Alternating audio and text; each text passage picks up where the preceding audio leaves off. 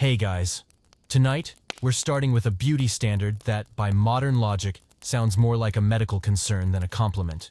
We're talking about the pale, nearly colorless skin of medieval nobility, a look so revered that women were willing to smear poison on their faces just to achieve it. So before you get truly comfortable, take a moment to like this video and subscribe to the channel. But only if you genuinely enjoy what I do here. And leave a comment to let me know where you're listening from and what time it is. I always love seeing who's joining this sleepy journey worldwide. Now, turn off the lights, turn on a gentle fan if you like the soft hum, and let's slip quietly into tonight's story. In the Middle Ages, beauty wasn't tied to vitality.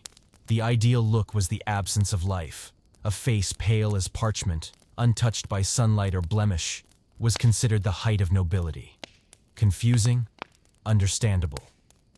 Today, a tanned glow often signals health, activity, and maybe even wealth.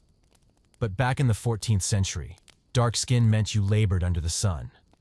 And labor, especially manual labor, meant you were not among the upper class. In a society where status clung to the skin, complexion became a silent language of class. The paler you were, the more luxurious your life was presumed to be. The older you got without sun damage, the more privileged your existence. Pale skin became a kind of signature that didn't need ink. Of course, not everyone was born with the right shade. That's where the art of whitening began. The most popular and most dangerous method: white lead. Ground into powder mixed with rosewater or oil, this paste was applied to the face to create a soft, matte finish. The result was pale, smooth skin and slow corrosion. Many noble women lived with peeling, blistered, or even scarred skin. But as long as they looked refined, it was worth it. Other formulas included egg whites mixed with crushed pearls, powdered eggshell, gypsum powder, and even breadcrumbs, all in pursuit of that chalky, lifeless effect. No pinks, no glow. Just absence. And if you still didn't feel delicate enough, you could draw on fake veins. Noble women painted light blue lines on their necks, hands, or chests to mimic visible veins beneath translucent skin. The idea was that noble skin should be so fine you could see the blood beneath it. Any sign of muscle tone or a suntan was considered vulgar.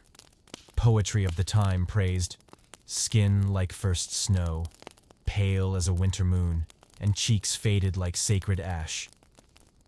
Paleness was eternal. Paleness was pure. The link between appearance and morality wasn't accidental. The medieval church encouraged the ideal of a modest, quiet woman. Pale skin symbolized a clean soul, untainted by earthly sins. Rosy cheeks or bright eyes, suspicious signs of emotion. Emotion, especially in women, was considered dangerous. That's why makeup had to be subtle. Blush could be acceptable, but only if it looked like, "I just thought of God and blushed." A beautiful woman was expected to smile modestly, lower her eyes at the right time, avoid direct gazes, and never laugh out loud. Beauty, it was believed, didn't need to be expressed. It simply needed to exist, like a faint scent in a quiet room. And men? Oh, they had their part to play. While they didn't wear white lead, noblemen in court still maintained their faces, clean, even-toned, and unkissed by the sun. A dry, composed face in the king's presence was a virtue. The strange part is, everyone knew it was poison. There were documented cases of blistering, blindness, and even death from lead poisoning. But they kept going. Because in a world where beauty determined your survival, even deadly skin was a price worth paying, if it opened the door to a noble marriage. And this is only the beginning of the story. If you thought medieval obsession with pale skin was peak ridiculousness in beauty standards, well, now I invite you to look up, literally, toward the noble, gleaming foreheads of the Middle Ages. No, I'm not joking. Tonight, we're talking about one of the strangest and most expansive beauty ideals in history, the high forehead. Not high as in, I'm intellectually gifted. High as in there's a whole empty field above your eyebrows. The more blank forehead space, the more beautiful you were considered. And if you weren't naturally born with a receding hairline, no problem. Medieval women had solutions, and those solutions began with plucking. Specifically, plucking the hairline, to push the brow boundary further back. Many women voluntarily sacrificed the front of their hair forever to achieve that coveted, noble brow. Some even used hot beeswax to strip the area above their eyes. Others went at it strand by strand, tending to their foreheads like a garden. Only instead of growing something, the goal was to make sure nothing ever rose again. Why? In medieval aesthetics, a high brow signified wisdom and virtue. It made the face look elevated, serene, and nobler than thou. In short, the more room above your eyes, the more room it looked like you had for intelligence. And if you didn't, sorry, you better get to plucking. Even in religious paintings, the Virgin Mary is sometimes shown with her eyebrows stretched halfway up her scalp. And when religion canonizes a beauty trend, well, secular women take the hint. So, brow lifting became a vital part of the beauty routine. After whitening the skin, rubbing in ground gems, and painting on faint blue veins, the next step was eliminating expression, starting with the eyebrows. Because eyebrows, with all their fur, movement, and opinions, were considered far too wild. Ideal beauty had no sharp cliffs or sudden valleys, and the eyebrows? They were the loudest feature on your face. Arching up, angling down, emoting left and right, all too individualistic. So, the answer? Scrape them clean. And scrape they did. Countless portraits from the 15th and 16th centuries show smooth, featureless foreheads stretching from eyelid to scalp. No brows, no bangs, just white skin, blank and silent, like paper awaiting orders. Picture this. Each morning, you wake up, glance in the mirror, and if you seem a little too expressive, it's time to grab the cloth, warm the wax, and start re-erasing yourself, one follicle at a time. You might ask, why go through all that pain? Because in medieval society, women owned no property, had no political rights, and often couldn't choose their husbands. But they could decide how they looked. And sometimes, how you looked was the only leverage you had in shaping your future. A high forehead wasn't just beautiful, it said, I belong to the elite. It was a silent statement that you didn't work outdoors, didn't bend your head in submission, and have nothing to hide. Your face was a wide, clean page, ready to be written on by the man you didn't choose. And heaven help you if you had thick hair, low brows, or bold eyebrow arches. You might be labeled unruly, opinionated, or unfit for marriage. In some places, a woman with lush eyebrows was thought to be distracted, too sensual, or not serious enough. And in a world where being too enthusiastic could knock you out of the wife category, your brows could betray you. So, strand by strand, the hairline receded. Not because it was ugly, but because society had decided that true beauty lay in absence. To the medieval mind, the brow was the main stage of the face. It had to be wide, quiet, and uninterrupted by anything that grew. And like every other piece of beauty in this world, the goal wasn't to be alluring, but to be allowed.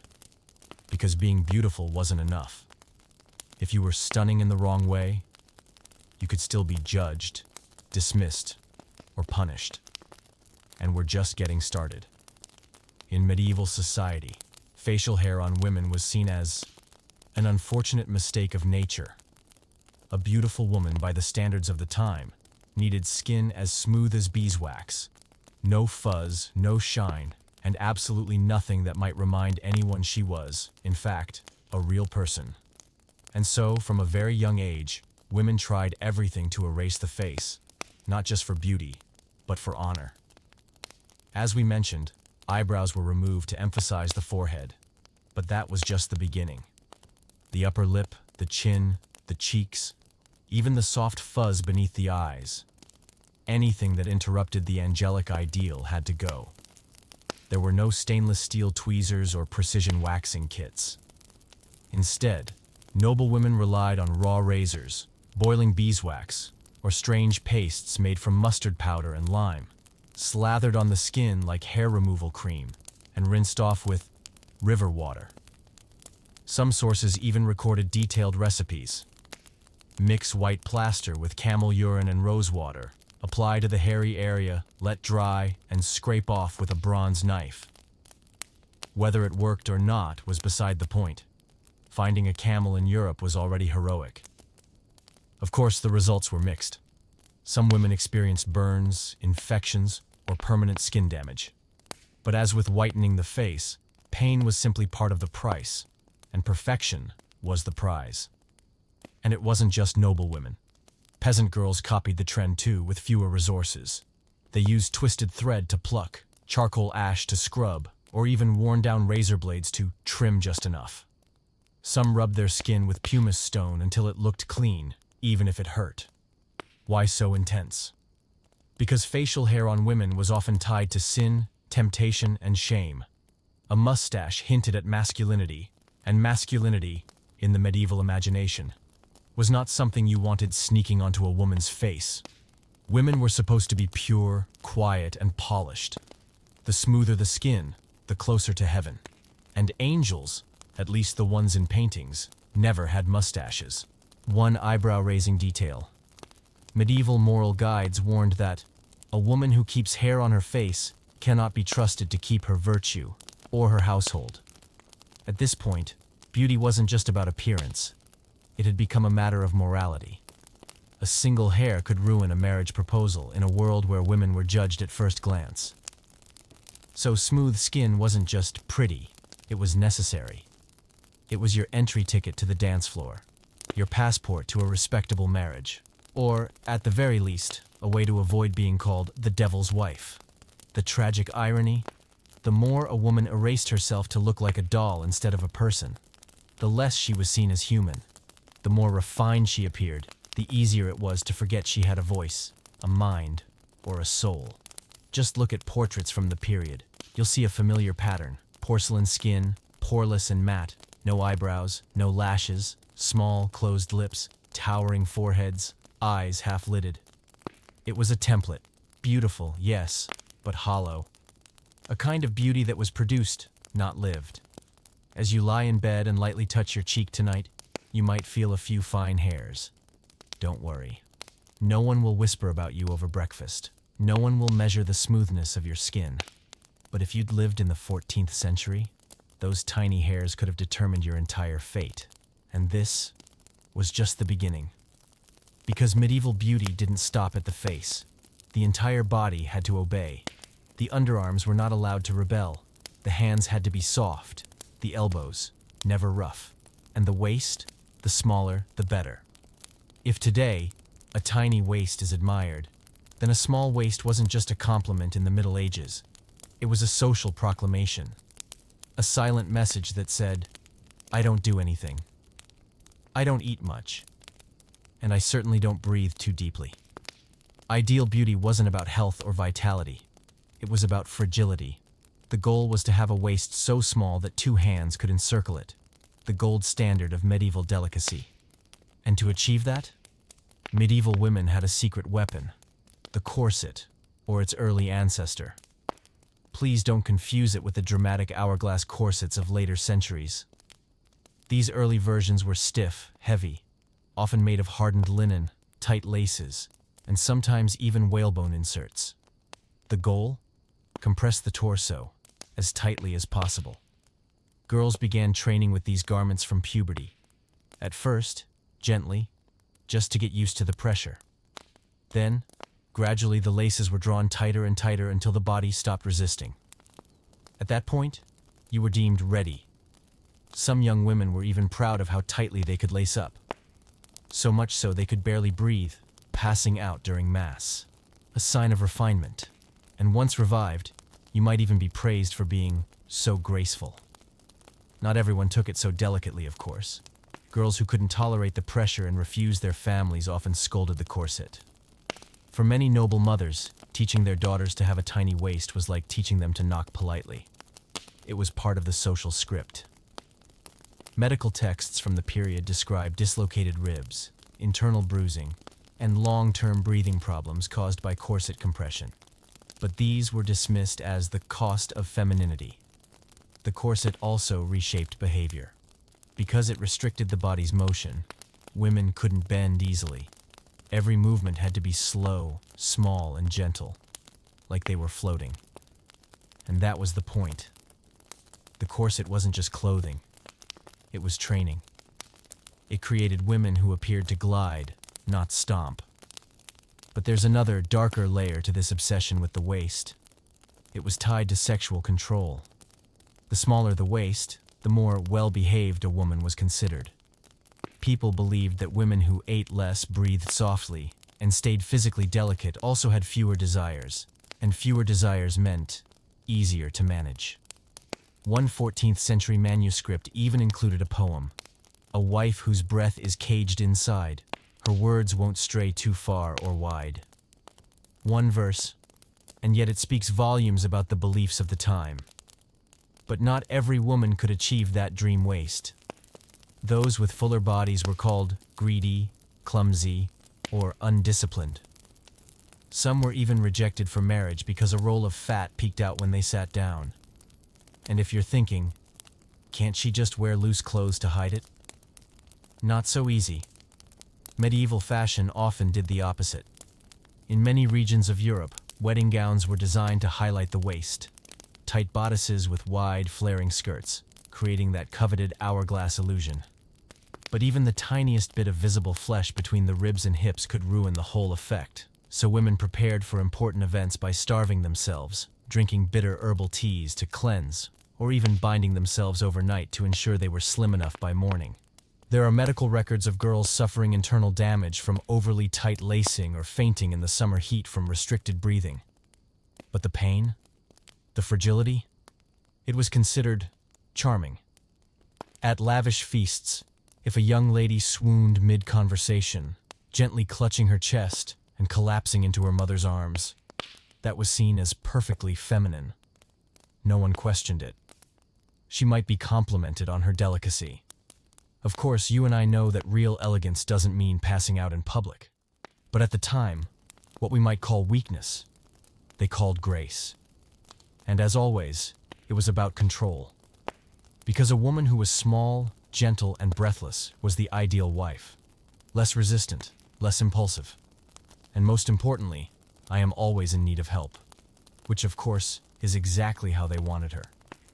So tonight, as you lie back and take a deep breath, feel your stomach rise, soft, relaxed, and unbound by anyone's expectations.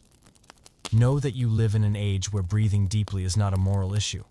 But if you had lived in the 14th century, that breath might have been seen as too bold.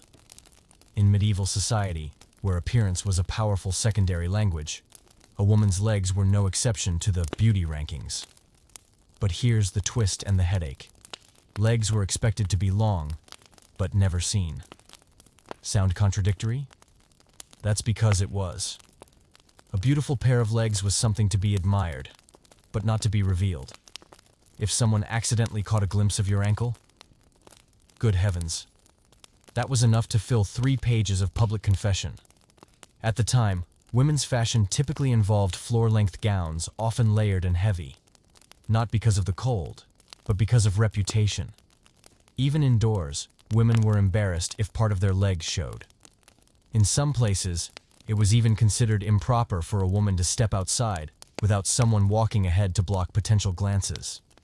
Still, the idea of beautiful legs persisted quietly. As a shared secret everyone understood. In medieval aesthetics, beautiful legs were long and slim, with delicate ankles and smooth knees, though no one was meant to see them. Instead, people judged through movement. A girl who walked softly, with even steps, without swaying her hips too much or lifting her skirts too high, was considered to have graceful, discreet legs. But if her stride was too quick? Oh, her legs must be thick, whispered a nearby noblewoman behind her fan. There was, essentially, a collective imagination around women's legs. Aristocrats held tea parties where ladies sat with perfect posture, never crossing their legs, while men sat across the room, imagining. Everything was inferred from posture, how one mounted a horse or the angle of a polite bow. One oft-told tale involves a nobleman falling in love with a woman simply because she stepped through a doorway without disturbing a lily petal. That level of body control? Utterly intoxicating. Of course, not everyone was born with an advantageous structure. Some girls had shorter legs, an awkward gait, or simply weren't naturally poised, and they were deemed less graceful even though no one saw their legs. So, to improve the imagination score, medieval women employed a few tricks. 1. Wooden platform shoes add height and elongate the silhouette. The downside? Walking on cobblestones became a balancing act. 2. Bending the knees slightly while sitting, to prevent wrinkles in the gown and preserve that smooth, demure look. 3.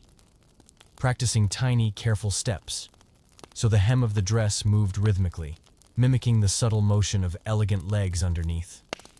If, by chance, a bit of ankle did flash into view, the response could be dramatic. Men might blush. Other women might faint from shock.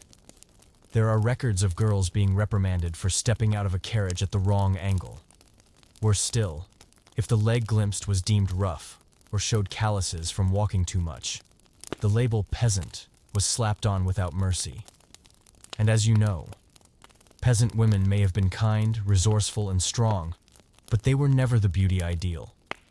In contrast, noble women who never had to step beyond their front door were sometimes praised for having swan-like legs. Dreamy? Absolutely, because it was pure speculation. Some love poems of the time described women's legs in purely imaginary terms.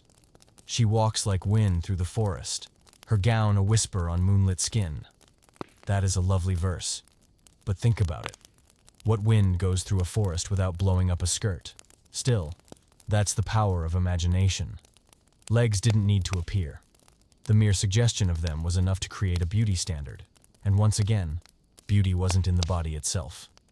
It was in where the body was hidden.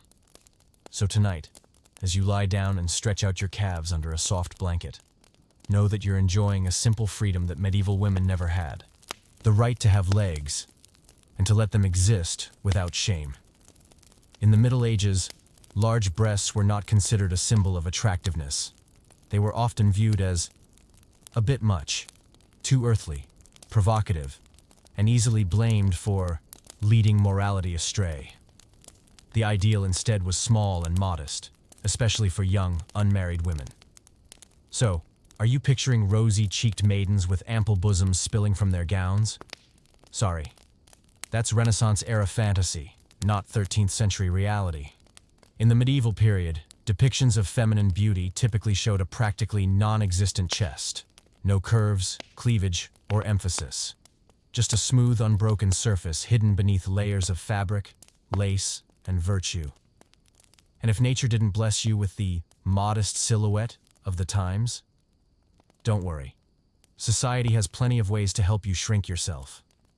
Medieval women practiced some truly inventive, and sometimes alarming, flattening techniques. One of the most common was binding, using tightly wrapped cloths, belts, or linen vests to compress the chest every morning, often so tightly that deep breaths were a luxury. The goal wasn't just to hide the shape and halt development altogether, because growing curves meant maturity, and maturity meant desire, and desire was unbecoming. There are even accounts of noble mothers instructing their daughters to sleep with small sandbags pressed against their chests to train the body to remain flat. Sounds harsh? They called it proper sleep. In some regions, light wooden chest plates were worn, resembling lightweight armor, except instead of protecting against enemies, it protected against growing up. Of course, all of these methods were cloaked in the language of virtue, modesty, decency, and moral refinement. A beautiful woman wasn't supposed to attract attention, especially not there. And if she did, clearly something had gone wrong.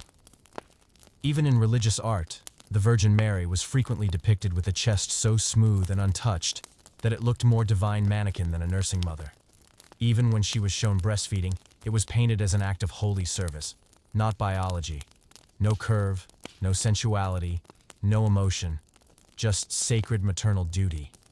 Women wore high necklines, long sleeves, and triple-layered bodices in everyday life. The chest was protected like treasure, not because it was precious, but because it was perilous.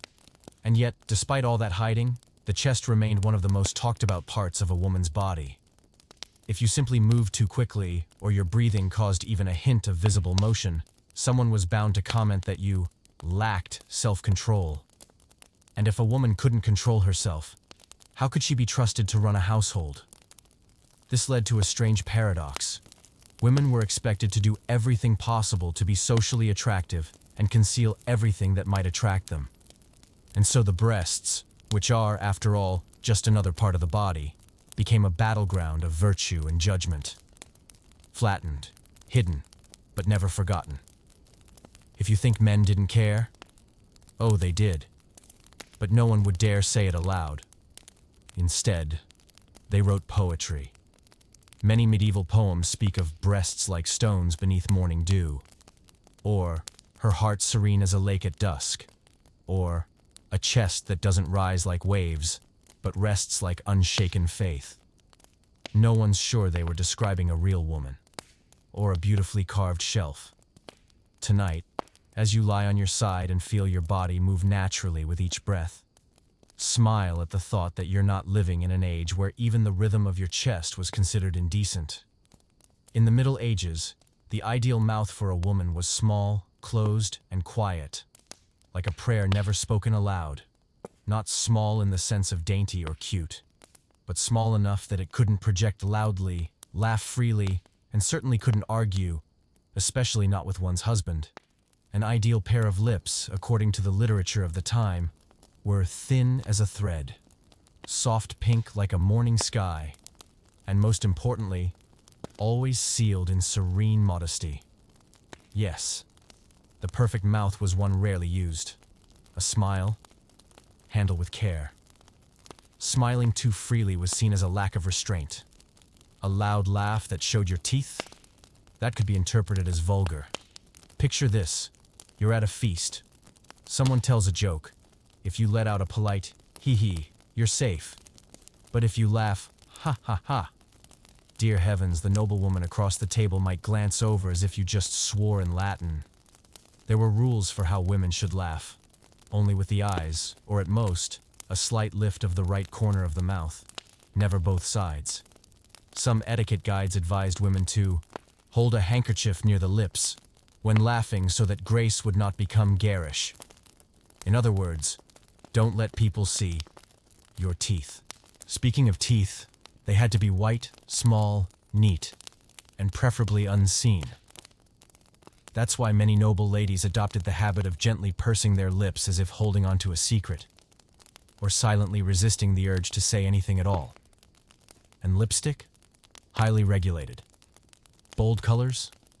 Suspect of witchcraft. Naturally rosy lips? Could suggest overactive desire, which of course was a problem. The safest choice was a neutral, understated tint. To achieve that, women turned to surprisingly creative methods, dabbing crushed mustard flowers to achieve a soft blush, or dusting lips with powder if they appeared too pink. It was a constant battle between not enough and just enough, but never too much. Like so many parts of the medieval female form, the mouth was also a moral symbol. A woman who spoke too often or boldly was described as having a wide mouth, a sharp tongue, and most certainly wasn't wife material. By contrast, women with small, quiet mouths were praised as peaceful as vespers, gentle as unopened roses, or, most tellingly, unlikely to contradict their husband. Sound absurd? Certainly. But when society agrees that the size of a woman's mouth can be used to measure her obedience, you know things have gone off the rails. And it didn't stop at the polite suggestion. Some religious teachings at the time warned, a woman with a wide mouth speaks falsehoods. Temptation begins at the lips and ends in the ears of weak men. In that logic, the mouth wasn't just for eating or speaking. It became the gateway to sin. Of course, there were rebellious women. Those who laughed loudly, argued fiercely, and didn't mind being heard.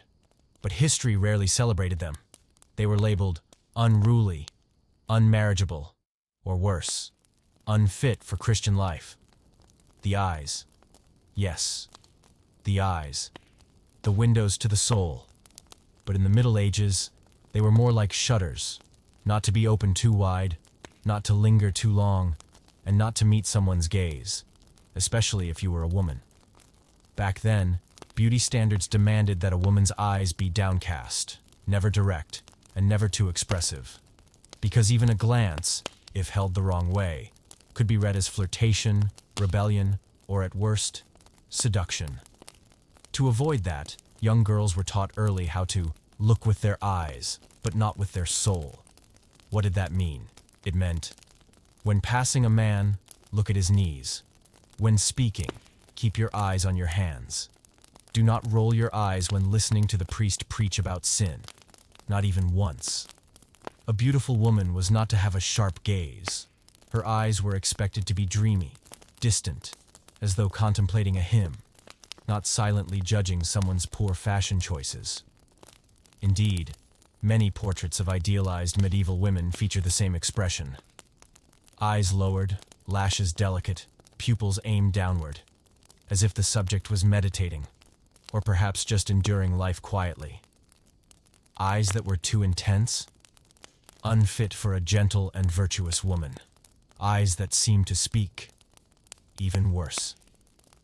Some sermons warned, a woman need not touch a man to cause his fall. One look from speaking eyes is enough.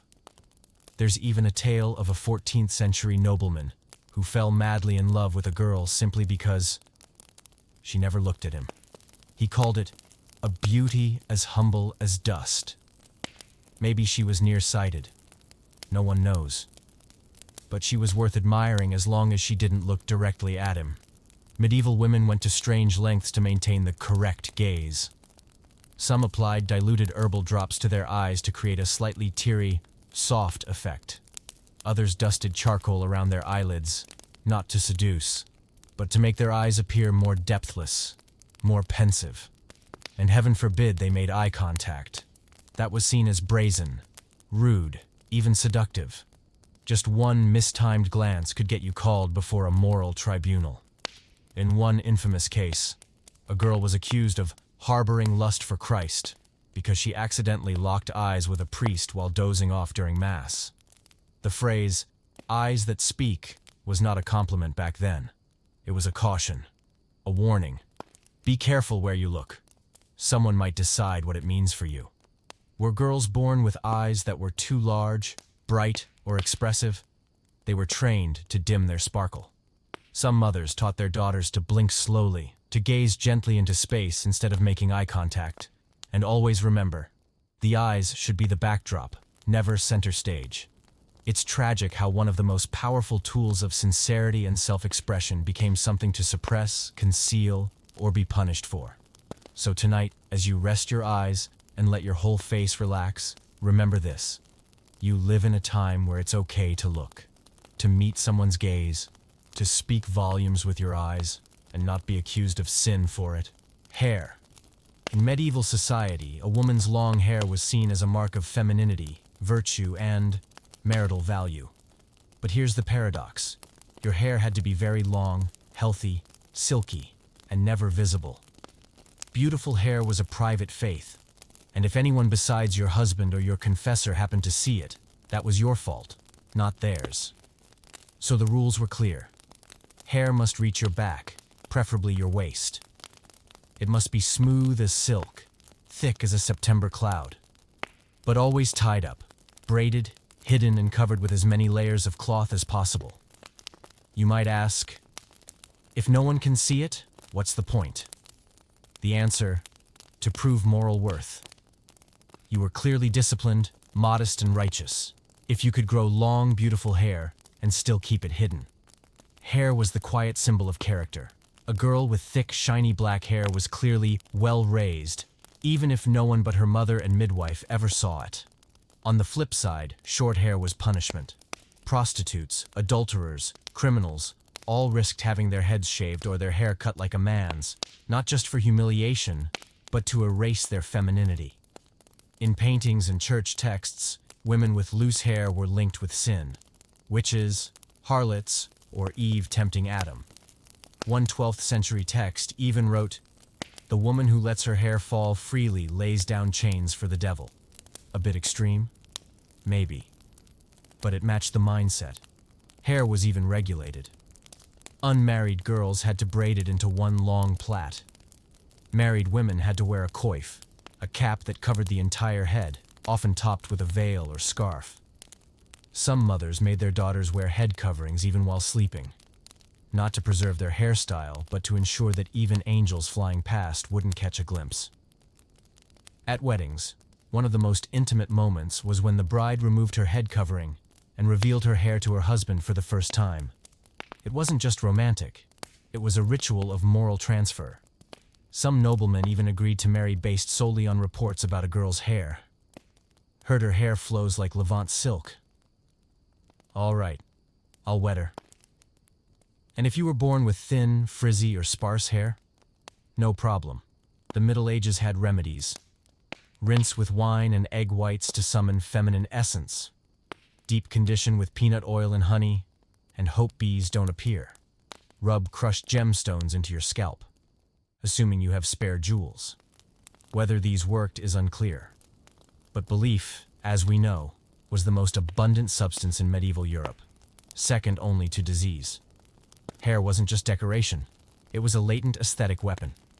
Medieval love poems compared a woman's hair to a veil over the heart, a dark maze where men lose themselves, or a shadow that smells faintly of dying roses. In The Romance of the Rose, a love story unfolds after a man sees just one strand of hair escaping a woman's veil. And perhaps the greatest paradox of all, women weren't allowed to flaunt their beauty.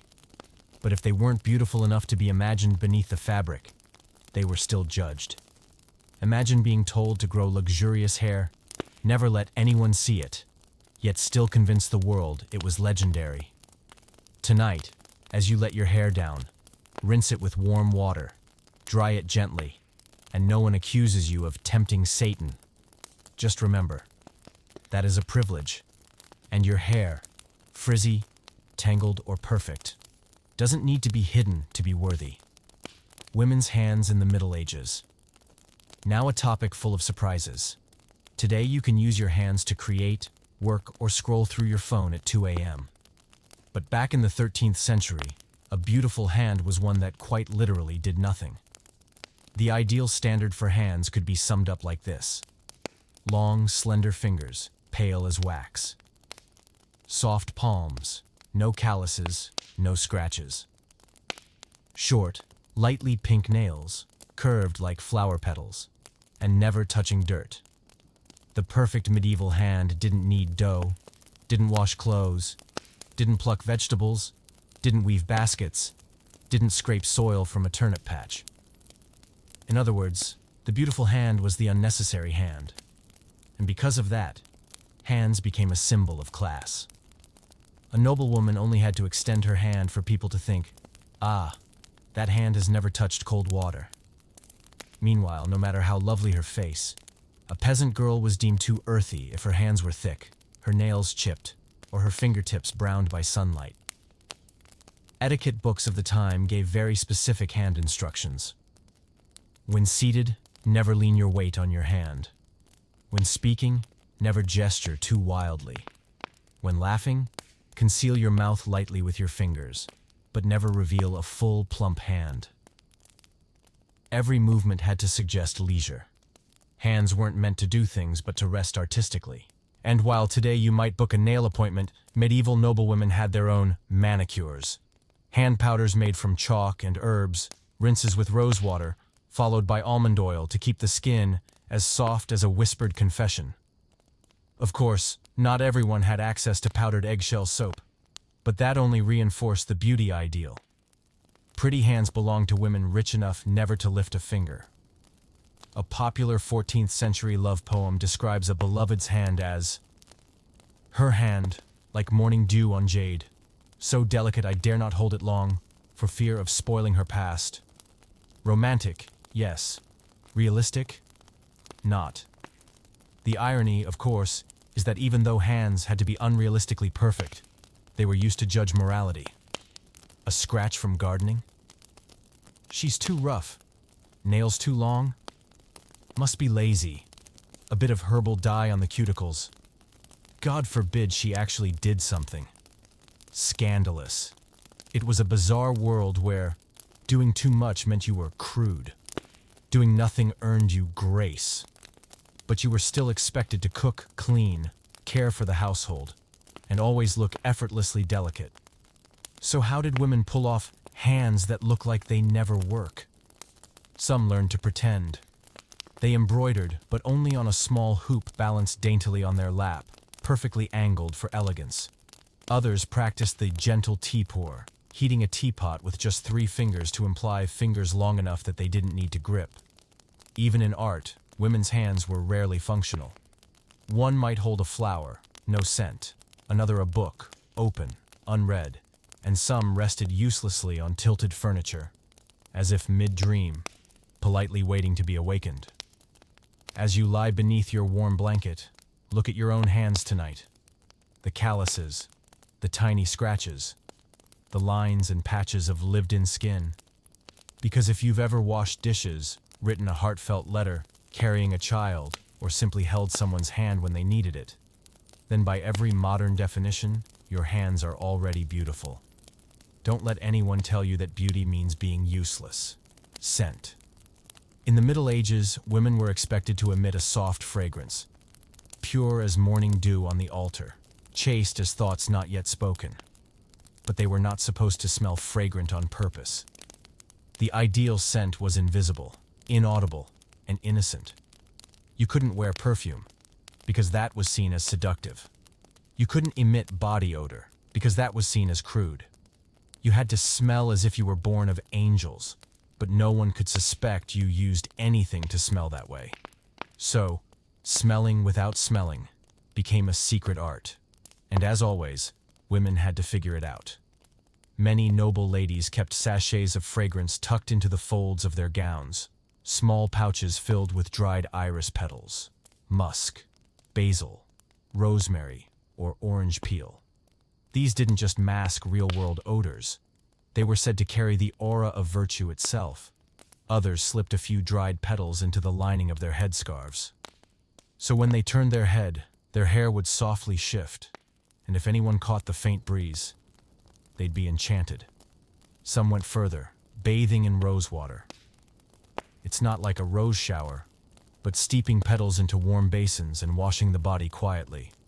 Part cleaning, part soul cleansing. But no one could see you doing this. If you were caught dabbing scent into your bodice, people might accuse you of seduction, or worse, of hiding some deeper shame. A correct scent drifted gently, like faith, like prayer, and never caused a distraction. There were stories of women being reprimanded for smelling too clearly. One woman in France was removed from a church prayer list for bringing a jasmine-scented handkerchief to Mass. The priest said, "Her scent made me forget the gospel." On the flip side, women who didn't smell nice weren't considered humble or neglectful. Even if you lived in a pigsty, no one cared. What mattered was that your appearance remained clean. Your outer cloak smelled faintly herbal, no matter what was happening underneath. Bathing. That was its moral puzzle. Bathing too often was frowned upon in many places, especially for unmarried women. Because to bathe meant to disrobe. And to disrobe meant the possibility of temptation. So instead, women were advised to wipe themselves with cloth, steam with herbs, and then pray. No joke. Some noble ladies were told to sit in a room full of dried leaves, breathe in the sacred fumes, and hum a hymn. They called it cleansing body and soul at once. Of course, no one knew if these women smelled good. But if you looked like you did, then that was enough. And if you didn't, be careful. Medieval society had a silent punishment for those who weren't scented enough. You'd be politely avoided at church. No one would ask you to dance. People would lower their voices and say, "I heard she doesn't smell very virtuous." a whisper, a glance. That's all it took to exile you because you didn't cover up your sweat glands. The scent then became a kind of invisible weapon. You couldn't be seen using it, but if you didn't have it, you were immediately judged. The fragrance was both armor and burden. Use too much, and you were indecent. Use none, and you lose your womanhood. And the ideal woman, as described in medieval texts, would smell like heaven itself, sweeter than June's pine sap. Though no one ever asked, where exactly was that heaven distilled from? Tonight, as you sink into clean sheets, maybe still carrying the soft scent of your laundry detergent, be grateful for the time you live in. You may smell however you like, or not at all. You don't have to smell sacred to be respected. You're allowed to smell like a person, and still be treated like one. If today you can hide your hairline with bangs or style a seductive fringe, in the medieval world, you'd be judged as uncultivated. Back then, beauty standards said that the higher the forehead, the more intelligent, refined, and marriageable the woman was. But foreheads don't grow taller on their own, do they? Right. They had to be helped. Specifically, by removing hair, one by one. Every strand along the hairline, the temples, around the ears. Some even used quicklime or ash mixed with salt to dissolve whole patches of hair, all in the name of expanding the intellectual zone. That's why you'll see paintings of medieval women with what looks like a very generous forehead. It's not a mistake. It was deliberate. From the 14th to 15th centuries, especially in Italy and France, a high forehead wasn't just considered beautiful, but a sign of nobility. Laboring women didn't have time to pluck their hair every week. Only women with ladies' maids and 2 hours in front of a mirror each morning could maintain a hairline that reached almost to the crown. Some records describe eyebrow hair removal with silver razors, or hot wax being dripped along the hairline and yanked off. The process was described as a pain meditation, every candle strip bringing one closer to a higher class. Of course, no one talked about the pain. The result mattered. The sacrifice was noble. Because a pale, high, empty forehead was visual proof that your mind wasn't cluttered with trivialities like cooking, gardening, or paying rent. Some medical texts of the era even claimed that hair growing too close to the eyebrows was a sign of lustfulness. It sounds absurd, but it was a common idea in medical manuals. Women with low hairlines were thought to be prone to temptation and needed spiritual discipline through bodily grooming. So yes, plucking your hair wasn't just aesthetic, but moral, a kind of self-purification of the head. Too lazy to do it? Fine. Don't expect to be seen as wise, reflective, or invited to the long prayer vigils. One scholar even wrote, "Who neglects the brow cannot guard the soul." It only worsens if you make a mistake with your intellectual zone. Go too far? You looked like you had a fever. Mess up the shape? You looked confused. Leave it uneven? People assumed you were pretending to be smart. There's even a story of a noble girl who had to wear a bonnet for 2 whole months because her handmaid accidentally removed half her temple. To avoid scandal, she told everyone she was fasting in silence. A fragrant lie, but effective. Unfortunately, this forehead craze didn't fade quickly. Even into the early 1500s, a high forehead was still considered a symbol of thoughtful virtue. One poet described the ideal woman. Her brow, high as heaven's own light. No strand of hair clouds her mind's might. It's a chilly image, but exactly what men admired. Here's the irony. When noblemen praised high foreheads, what they wanted was a woman who was beautiful, obedient, modest, and somehow looked like she was deep in thought. But they didn't want to talk to her. They just wanted to look at her and assume she was smart. As you lie down tonight, no one is forcing you to pluck your hairline or smear lime on your scalp. You can wear bangs, let your hair fall wild, and feel whole. And your intellect? It doesn't reside in the height of your forehead. It lives in the fact that once, women plucked their skin raw, just to be seen as worthy. In the Middle Ages, where every part of a woman's body was scrutinized through the dual lenses of morality and aesthetics, the humble neck became a dangerous territory. Not because it spoke, not because it bore the mark of a red dragon, but for a much simpler reason. It was visible. The neck lay on the threshold, not quite private enough to be concealed, yet not public sufficient to display freely. And so it was controlled, like a demilitarized zone. The ideal medieval neck was supposed to be slender, pale, and flawless, yet not attention-seeking. The art lay in revealing just a glimpse, but making others believe it was entirely unintentional. Etiquette manuals advised women to wear veils that barely covered the neck or high-collared garments with sheer lace trims, what they called veiled modesty. If your neckline dipped below a knuckle's height, you might as well have walked straight out of a tavern. And if you hunched your shoulders, that wasn't any better. It made your neck recede like you were shrinking from spiritual elegance. Conversely, if your neck is too long, you'd be compared to a swan, and not in a good way.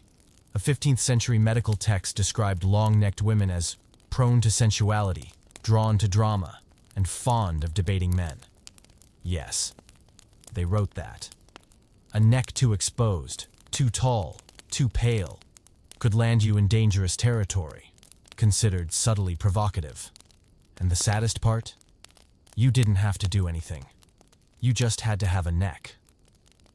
Look closely at paintings from that era, and you'll see many noble women sitting with their heads tilted at a modest 15-degree angle, just enough to reveal a gentle suggestion of elegance, but never drawing too much focus. It was a style technique called modesty in delicacy.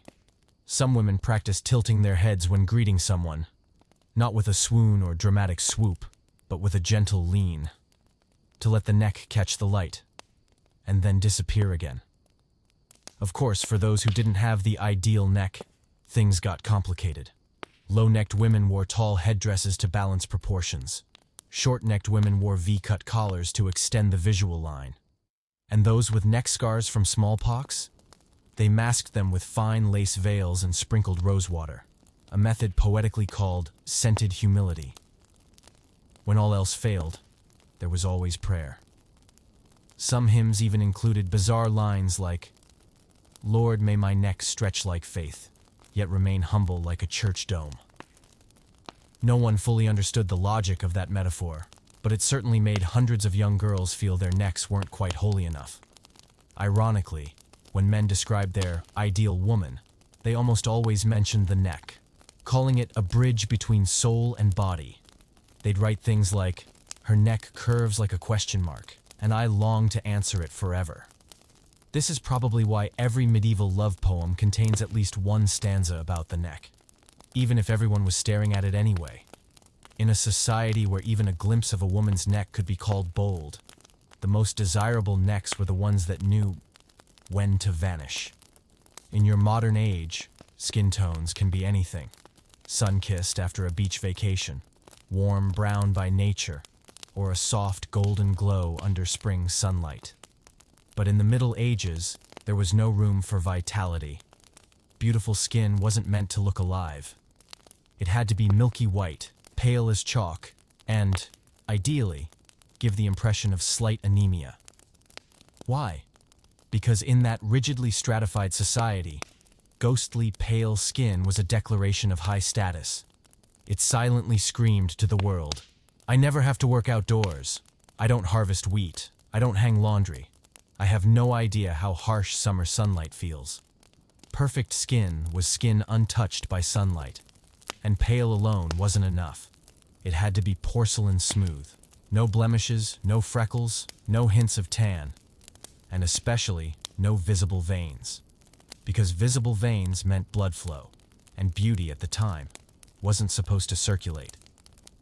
So women began a wild journey to bleed the color from the face. Not literally, though honestly, it wasn't far off. Popular beauty rituals of the day included 1. White powder, mixed with crushed gemstones or chalk, applied to the face each morning. 2.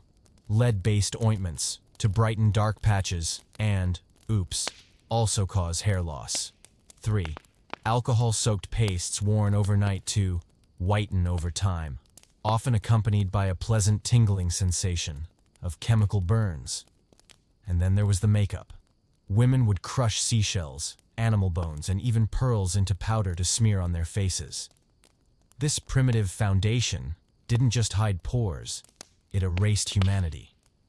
Some wealthy women even had maids assigned to fan their faces throughout the day, not for cooling, but to prevent sweat from cracking the powder because one visible pore was social suicide. Freckles? Kiss marriage goodbye. A 14th century English manuscript declared, "A woman marked with brown upon the cheek, like a fruit already pricked, is not fit for sacred celebration." If you weren't alabaster white, you were earthy. And if you were tanned, sun-browned, or, heaven forbid, flushed from shyness, sorry, you were too human to be beautiful. Rosy cheeks? Even worse. A flush was a sign of desire. Red equals blood circulation equals an unsettled mind. Girls who blushed in front of men were seen as unable to control their inner thoughts. It's best to steer clear. How to fix it? Add more white powder. The thicker, the better. Until the air around you fogged with dust every time you spoke. Legend has it that a famously pale woman in Florence once disrupted her wedding when sweat caused her makeup to melt, revealing pink undertones on her cheeks. Rumors spread that it was the devil's mark. Her courtship prospects vanished overnight. It may sound ridiculous now, but back then, a woman's skin wasn't just skin, it was a moral map. White equals noble. Smooth equals pure. No marks equals no past. You might think feet are just for walking, but in the Middle Ages, they were a body part, to be hidden away like a shameful secret. Despite being the farthest from the heart, feet were still subjected to absurd beauty standards. They had to be small, soft, pale, and practically non-existent. Imagine a society where the ideal woman didn't need to walk.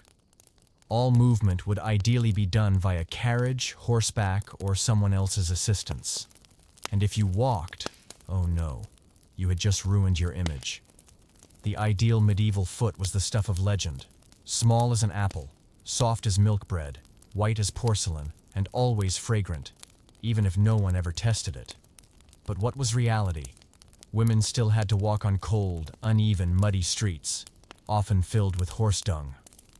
They still crossed stables, fish markets, and churchyards. And in many cases, walking was their only option. Once again, beauty wasn't found in truth, but in fantasy. In medieval poetry, a woman's feet were described like this. Each step she takes is a song, each toe a blossom yet to bloom, and her Gothic foot never touches the ground. That was the ideal. The reality? Mud, blisters, and smells.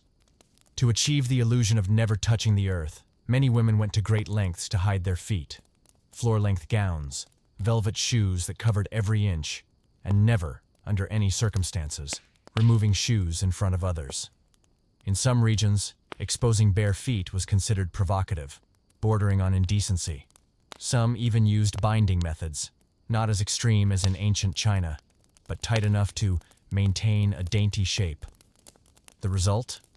Smaller-looking feet, and a significant amount of pain. Shoes were no help either. Medieval footwear had no padding, no arch support, and many styles featured absurdly long, pointy toes called poulain.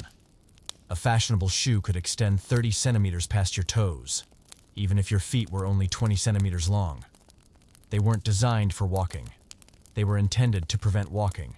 Move too quickly, and you'd likely trip over your shoes. An efficient way to keep women looking delicate.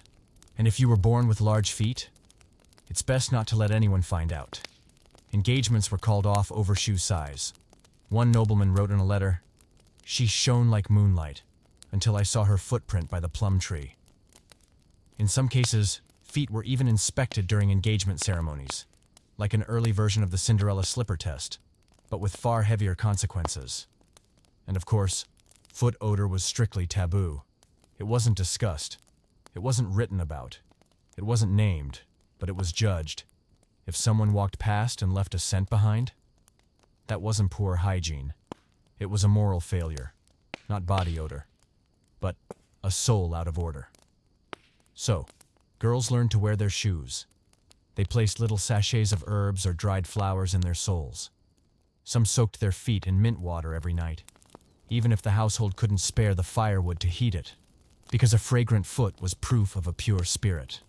A famous moralist once wrote, "The heel of a virtuous woman leaves no trace upon the dirt road, yet it imprints deeply upon the heart of those who revere her grace." Beautiful words, but if you were hauling a bucket past a cow pen, you'd leave a very real, smelly, and slippery trace. Ironically, men didn't have to deal with this. No one made them wear narrow poulain shoes. They could still run, ride, or kick a ball. But women, their footwear seemed designed to fall off at any moment, just in case a prince was watching.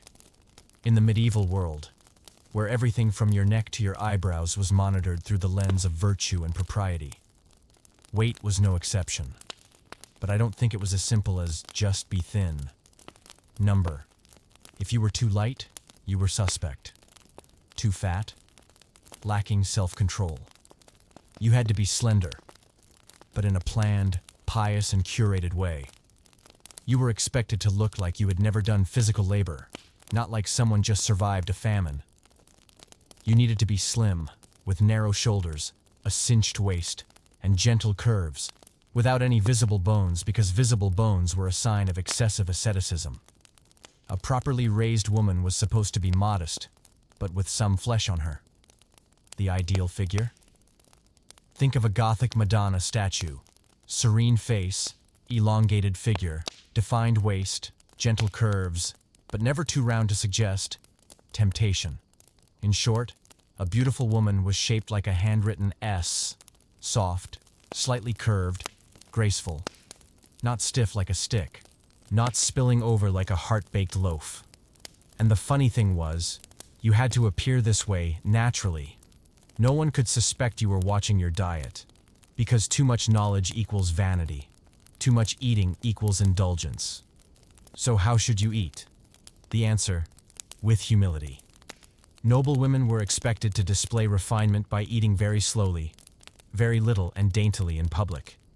Meals were broken into small portions, not for nourishment, but to allow more opportunities to decline politely. A lady was praised for dabbing a piece of roasted bird with her knife, then setting it down as if pondering virtue itself. Eating heartily was only excusable if you were pregnant. Otherwise, number whispers would start. She's looking a bit round lately, or worse, has she lost her discipline? Because in that society, a large belly wasn't just about appetite, it was a moral failing. A little plumpness? Acceptable. If it was noble fat. Fullness in the cheeks, a soft curve to the wrist, but absolutely no belly fat. A round stomach was sinful. Shoulder fat was known as virtue fat. Absurd? Welcome to the Middle Ages. Women's body shapes were even categorized by theological symbolism. 1. Pear-shaped equals modest. 2. Apple-shaped equals idle. 3. Column-like equals lazy. 4. Hourglass equals dangerous, prone to sin. Women wore tightly laced waistbands made of leather or iron to keep things in check, constricting their midsections all day to press their thoughts into righteous form. Some even fasted on feast days, not only to repent, but to slim down for the village festival. But go too far the other way, and you were in trouble again. A woman who was too thin was seen as lacking substance, unfit for motherhood, or even spiritually drained by inner sins. A bony girl might be sent away to recover, or rumored to be involved in witchcraft. One 14th century text warned, "A woman with narrow shoulders, sunken cheeks, and a gait like wind bears the mark of a restless soul," which was a polite way of saying, she looks like she's about to vanish. There's a story from a convent where a girl grew so thin that her shadow was deemed unnatural, prompting the abbess to order all the nuns to eat extra lentils for 40 days, to ward off the spirits. This led to a paradox. You couldn't eat too little, but you couldn't eat too much. You had to eat just enough to preserve a look of graceful purity, never enough to suggest joy. And every time you left the house, you had to hide any evidence of your body's real function. Multiple layers of skirts, a corset pulled tight, long-sleeved gowns, padded hips. What you showed wasn't your shape, it was your control. Because in that time, to be beautiful meant to exist precisely on the tightrope between desire and repentance. The Middle Ages was a strange era where women were expected to possess every beautiful feature, under the condition they never actually used them. Eyes should sparkle but never look directly. Hands should be soft and slender but never do any work. And the mouth, oh the mouth, had to be tiny, delicate, silent, and reserved only for smiling or prayer. A beautiful mouth was described as small as a pea, soft as an unopened blossom, and quiet as an unspoken promise. A lady who spoke too much, condemned as having a tongue sharper than a blacksmith's shears. One who laughed too loudly, said to sound like a demon strumming a lute. So the ideal woman had to smell sweet and be strictly self-regulated. Not everyone was born with a small mouth, but that was fine, because they invented ways to make it smaller. Some noble women applied a paste made from animal fat and rainwater to soften facial muscles. Every morning they'd stand before a wooden mirror practicing the virtue-pursed mouth, a look as if you're about to whisper something profound, but hold it in out of humility. In some courts, opening the mouth widely when eating was discouraged. Instead, one was to nibble. Tiny, ladylike bites, lips barely parting as if kissing a silent prayer. And lipstick? Not. Any color that made the mouth noticeable, bright red, glossy, or glistening, was seen as the mark of a fallen woman. Only those in certain professions wore red. Respectable ladies used crushed breadcrumbs and apple juice to tint their lips a natural hue as if one had just finished praying. Speaking in public? Rarely. If you spoke too confidently at a fair, someone might mutter, "She's got a man's mouth." A loud voice? Unacceptable. A lady's voice had to be like chapel bells, soft, drawn out, and unintelligible if you weren't paying attention. Women were taught the art of proper replies. Never show teeth, gums, or smile too widely. A beautiful smile looked like you remembered something bittersweet, but decided to forgive the world anyway. Complicated enough? Let's talk about teeth. Yes, another battlefield of standards. They had to be white, straight, and barely visible. A woman who smiled with her teeth was accused of emotional excess. To whiten them? They had methods: charcoal, crushed seashells, and urine. Yes, you read that right. Some historical records mention whitening the soul through the purification of the mouth with animal urine. And if your teeth weren't perfect, no worries. Just don't smile. Problem solved. The most paradoxical part? You'd still be judged for not speaking. If you were too quiet at a banquet, whispers would begin. Surely she's plotting something. So, speaking was wrong. But the silence was also suspicious. Do you see the trap? Your mouth, meant for eating, laughing, storytelling, and breathing, had become a dangerous social symbol. You had to own it but never use it. As if your lips might accidentally reveal a national secret just by touching a goblet. The eyes, windows to the soul. Not quite. In the Middle Ages, they were more like trapdoors to scandal. In a world where women were expected to remain modest, shy, and barely breathing 24/7, the eyes were the most dangerous body part. Why? Because they didn't know how to shut up. A gaze held a second too long. Lustful, a direct stare, challenging authority, eyes that dart around, deceitful, eyes that twinkle, witchy little minx. Yes, really. Even if you tried to see who was calling your name, your eyes could be dissected like court evidence. So, what was the ideal look? Your eyes had to be large, dewy, shimmering like morning mist, but never hold eye contact for more than 2 seconds. Ideally, look downward or stare wistfully into the distance as though contemplating sewing cloaks for low-income people. The perfect medieval gaze was described as one that seemed not of this world. The kind of look you might have just after leaving church, still mid-conversation with your guardian angel. Born with sharp eyes, hooded lids, a mischievous glint. Sorry, condolences. Such features were considered signs of impure intentions. Some even believed that women with a piercing gaze must have once stared into the sun, an offense against divine order. Some women used chamomile drops or ground stone powders mixed with water to soften their look to create a clear, tranquil eye. The result? Redness, irritation.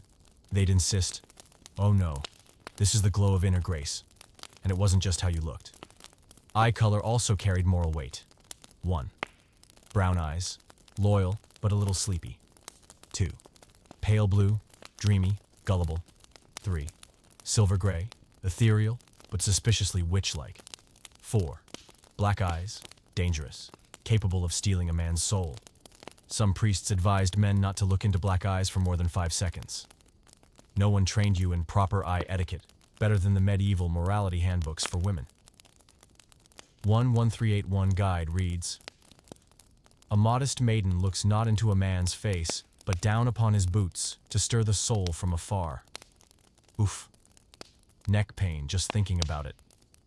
Women were taught to avoid eye contact altogether as a form of preserving their spiritual chastity. If you locked eyes with someone, man or woman, people might assume you were plotting, eavesdropping, or about to commit something. In some circles, there was even an unwritten rule. If a woman's gaze stirred a man, the blame fell on the gaze itself. Yes, that innocent glance clearly should have known better. So, what could you do? Best option: look at the floor. If you wanted to level up, you could master looking through people, gazing in their direction while mentally drafting a laundry list or calculating grain rations. Some women even practiced slow, dreamy blinking, as if communicating with invisible doves rather than actual humans.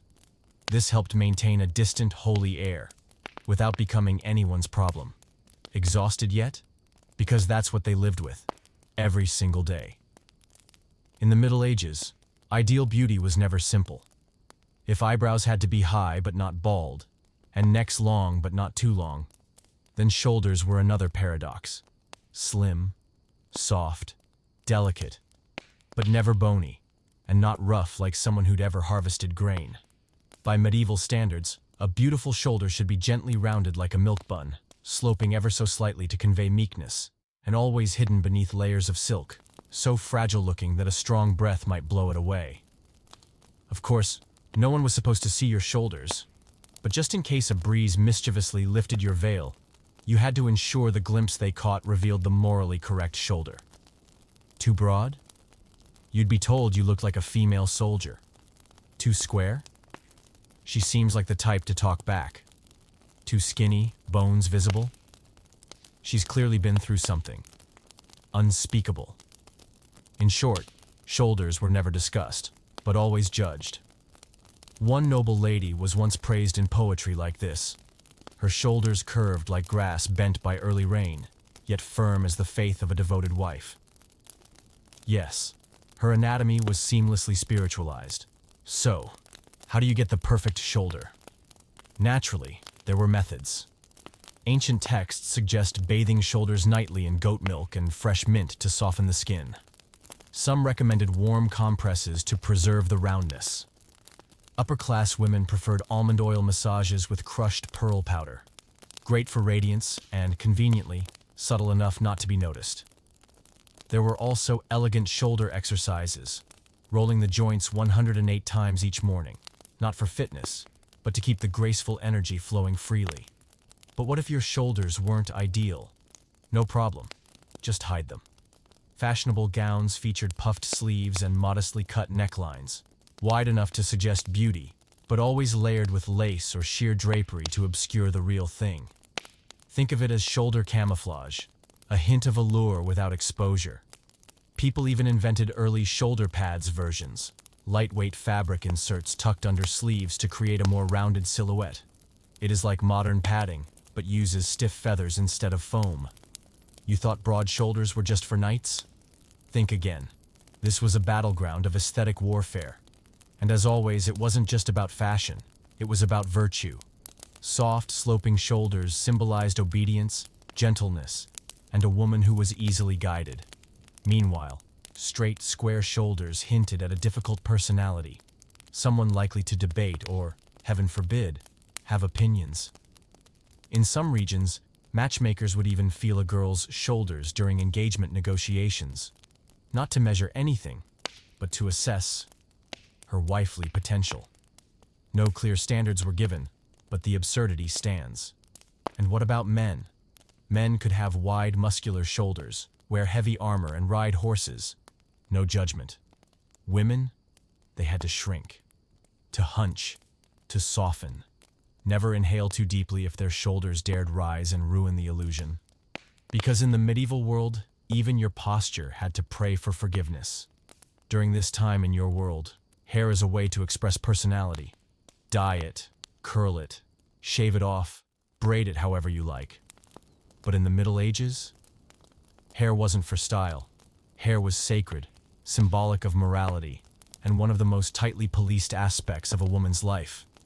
Beautiful hair had to be long, thick, shiny, smooth, and fragrant, but invisible. Sound contradictory? It was, and that was the standard. For medieval women, hair was both a weapon and a trap, something so potent that showing it in public could label you seductive, immoral, or even, God forbid, a witch. And if your hair wasn't long and flowing like a holy ribbon, people would whisper, "Did the Lord take her hair back because of her sins?" Yes, your hair could be a divine punishment.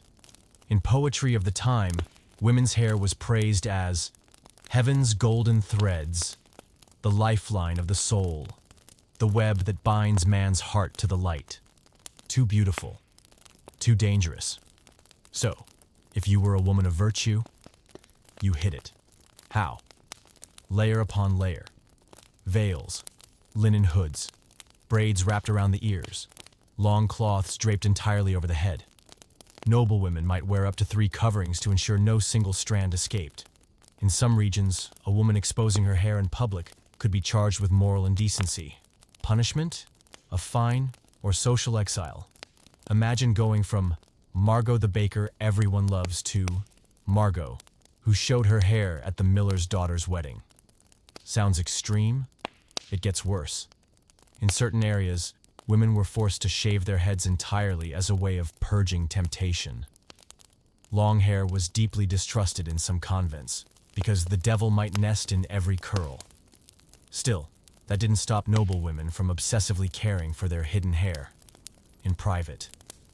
A hair care recipe from 1325 included 1.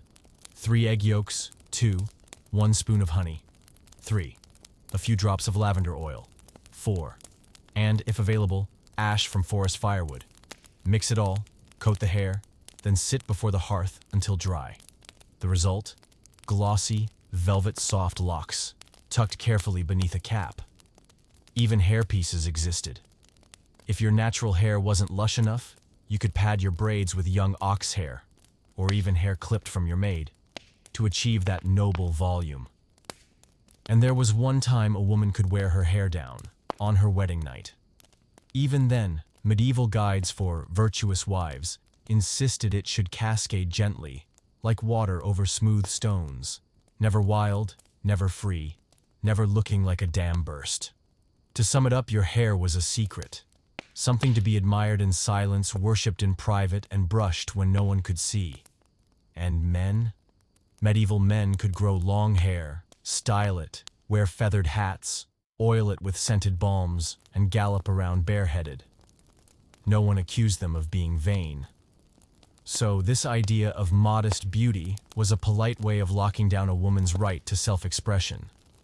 Your hair wasn't just hair. It was a leash, braided in the name of virtue. Count yourself lucky if you've ever spent your morning tweaking your eyebrows. Left arch higher, right tail sharper. Because in the Middle Ages, women weren't shaping their brows to express themselves. They were removing them. Yes, completely. The ideal face of the time was smooth, high-browed, and entirely devoid of, well, actual eyebrows. Why? Because intelligence and moral virtue, they believed, needed a clean canvas to shine. Eyebrows, in medieval thought, were just spiritual dust cluttering the window of your soul.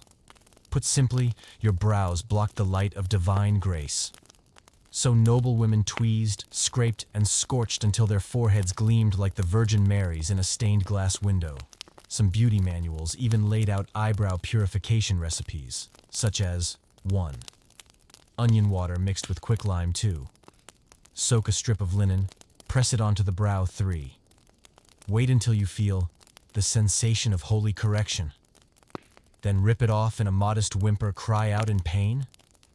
You'd be judged as lacking the humility required to suffer for beauty. In some regions, women didn't just remove their brows. They extended their foreheads by eliminating the baby hairs along the hairline. The higher the brow, the closer to God.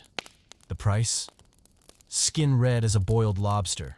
Portraits of noble women from the time show long faces with no brows, no hairline, just an open white field across the forehead, like a blank scroll waiting for divine revelation. And they were proud of it. One monk wrote, "The wise woman clears her brow like a meadow, where pure thoughts may graze undisturbed." Not everyone agreed, of course. Some housewives were known to whisper, "Without eyebrows, how do you know if someone's angry?" A fair point. With every woman's expression neutralized, no one could tell whether you were joyful, grieving, or just thinking about what to cook for dinner.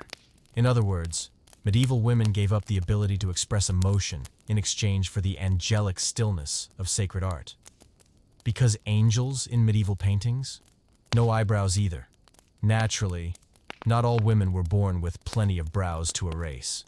Those with sparse or light eyebrows had to try even harder. Some were shaved with sharpened seashells, pottery shards, or, yes, this is recorded, their teeth.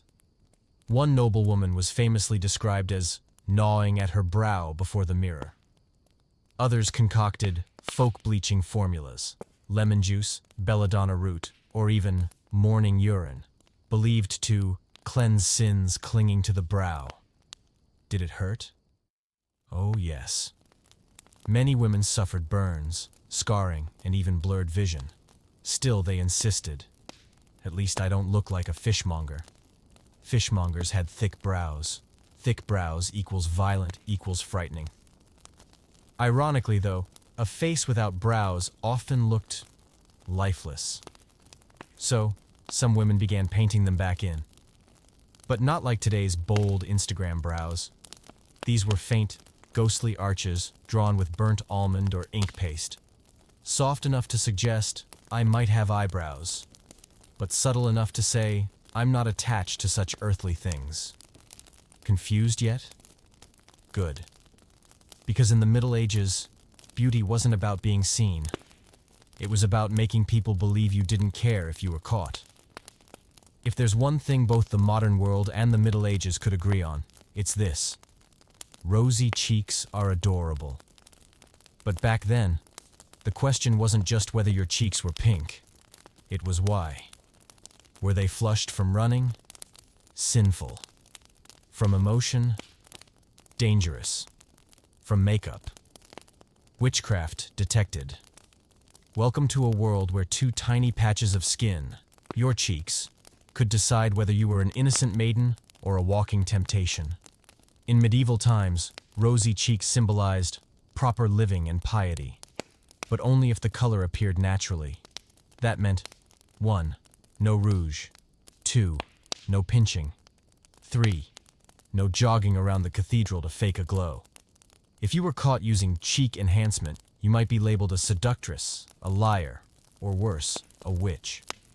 One 14th century text reads, "She who paints her sorrow and blush conceals shame behind crimson lies."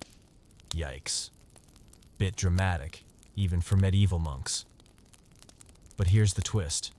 Cheeks still had to be pink to be healthy. So, women quietly devised natural hacks to get their glow. One common trick? Dab a bit of diluted wine or floral water onto the cheeks. Wait 5 minutes, then rinse. If done right, your cheeks would look gently flushed, as if you just whispered a prayer in the morning mist. If done wrong, You'd look like someone slapped you with a smoked herring. Some ladies used a powder made from crushed rose petals and rice flour. The result? Fragrant, soft pink cheeks that washed off in the rain. A single drizzle could turn your face into a watercolor disaster. But the greatest sin of all? Visible blood vessels. You could have perfect porcelain skin, but if your cheeks showed a spiderweb of tiny veins, oh dear. People would whisper that you were too thirsty for earthly pleasures. Proper maidenly cheeks were like sun-kissed pastries, smooth, pink, and without a hint of veins. One anxious girl reportedly pressed cabbage leaves to her cheeks each night, hoping to drain worldly toxins. Unclear if it worked, but hey, at least she smelled fresh. And if you had acne, that wasn't just a skincare issue, it was a spiritual problem. Medieval texts claimed, "The face is the mirror of the soul. A foggy mirror reflects a foggy heart." Yes. One zit and your moral standing was questioned. Some women washed their faces in sacred river water. Others collected dew from church roofs before dawn, claiming it purified skin and spirit. There was even a whispered belief that kissing the cheek of a virtuous person could cure blemishes. No one tested it, because if it didn't work, who would you blame, the cheek or your sins? Ironically, in religious paintings, saints and virgins always had rosy cheeks, soft like blushing peaches. So, you were expected to look like a holy portrait, without doing anything to look like one. Like being told to bake a cake without flour, sugar, or oven, just make it appear natural. The nose is right in the middle of your face, largely responsible for your ability to breathe. But in the Middle Ages, it was so much more. It wasn't just an air intake, but a flagpole for your virtue, class, and maternal potential. Sounds dramatic. Welcome to an era where a woman was praised for sitting still, breathing quietly, and not disturbing the aesthetic harmony of the room. And your nose? It had to support that goal. So, what made the ideal medieval nose? It had to be small, slender, and delicate, like the statues of the Virgin Mary. A faint curve, a soft tip, a bridge barely visible, like mist rising from morning dew. A woman with the correct nose might inspire whispers like, "Surely she's never peeled an onion in her life." But if your nose was big, or hooked, or wide, sorry. Society had a catalog of insults ready for you. 1. Big nose, blunt character. 2. Hooked nose, schemer. 3. Flat nose, common. 4.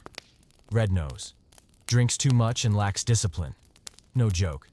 There were even personality taxonomies based on nose shape stored in monastic libraries. Your nose wasn't just cartilage, it was moral architecture. One scribe wrote, "Her nose is too straight, too plush, the elegance of a man in disguise." Translation: even a too beautiful nose was suspicious. So your nose couldn't be too sharp, but not too fancy. The idea was a nose like a basil sprout in the morning mist. You may laugh, but people aim for that. No surgery? No problem. They got creative. 1. Some ladies wore tiny wooden nose clips, medieval clothespins, while sleeping to reshape the bridge. 2. Others used egg whites mixed with herbs, hoping it would soften the nose, whatever that meant. 3. Herbalists sold holy water for slimming the nose, just mint-infused vinegar.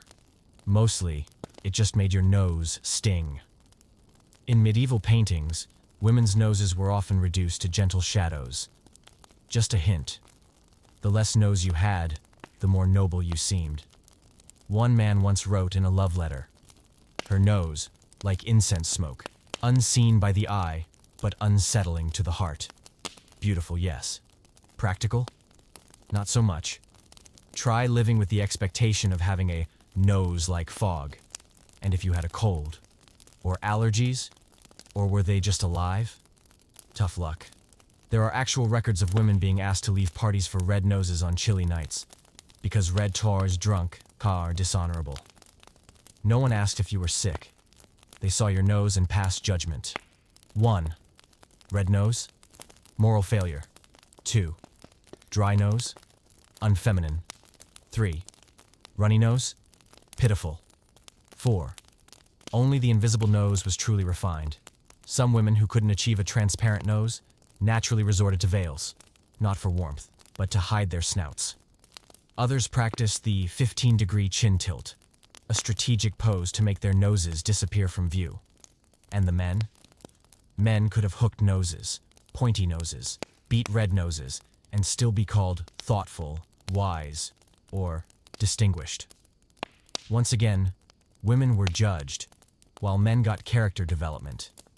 Because in the end, the medieval ideal for women wasn't natural beauty. It was invisible beauty, seen only when appropriate, and preferably not at all. You're lying in bed, hands resting on your stomach or wrapped around a pillow. Look down at your hands. See that? Maybe there's a callus from work, a vein popping when you clench your fist, or a little twitch in your nails when stressed. For the modern you, that's a sign you're alive. But for a medieval woman, error. Error. The ideal hand back then was slender, pale, soft as steamed cake, without creases, veins, roughness, or, God forbid, practicality. In other words, the perfect hand was a useless one.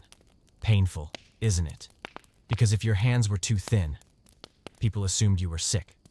Too large? Like a peasant's. Short nails? You were using them for something, and that something involved labor, which was unladylike. So what was ideal? 1. Pale hands, preferably without visible veins. 2. Fingers long and slim like candle wicks. 3. Nails slightly long and glossy, but never painted, unless you were a witch. 4. And absolutely no ink stains, no smell of garlic, no proof you'd ever touched a dish. In medieval poetry, a woman's hand might be praised as a lily yet to bloom, bright as an afternoon's dream. Realistic, number but very poetic. And to achieve these dream hands, noble ladies were meticulous. They soaked their hands in warm milk and honey, used pumice stone weekly to polish the skin, and if there was any dullness, they are dusted with powdered pearls mixed with wine. Still not enough? Some would stitch tiny pearls into their sleeves to subtly exercise the fingers as they moved, hoping to slim their joints without becoming muscular. Adorable? Maybe. Even when someone broke out in a rash, they kept going. One woman claimed, "My cousin married a bishop because her hands looked like willow branches."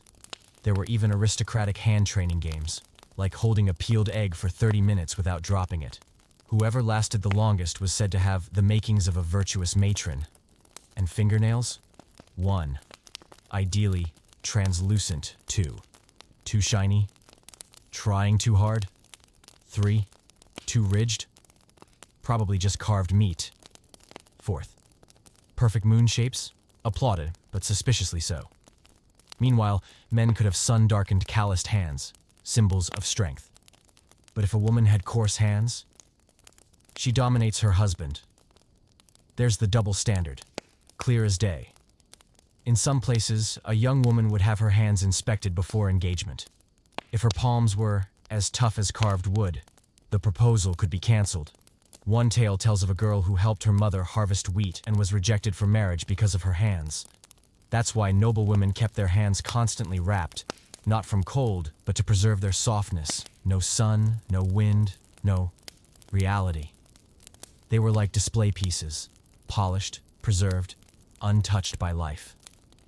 But hey, if you're lying in bed right now, your hand's a little sore from a day of baking, typing, holding your child, cleaning a table, or just holding a loved one's hand, know this: those are the most beautiful hands. Because beautiful hands aren't as smooth as wax. They are the hands that have held on when needed, let go when it mattered, worked, loved, and grasped what was truly important. You're lying comfortably, breathing easily, stomach uncompressed, time unhurried. And you've wrapped nothing around yourself just to shape your figure. Congratulations. You've just accomplished one of the most forbidden luxuries for a woman in the Middle Ages, breathing with your belly. Because back then, the waist wasn't a body part. It was a moral declaration. The smaller your waist, the greater your virtue, or so they believed. If your waist was natural, flexible, and comfortably average, sorry. People would say you lacked restraint, were too earthly, or worst of all, enjoyed life. So, what was the ideal waist? Of course, it had to be tiny, but not athletic. Tiny or healthy tiny. No, we're talking barely there tiny. So small that when you sat down, your bodice didn't need to tighten. So narrow that a breeze could whistle through it like a flute solo in a chapel. Medieval poets described the dream waist like this. Her waist, as thin as a love letter ribbon. Her waist, so slight, I feared my arms would purify by simply circling it. Naturally, real life was less poetic.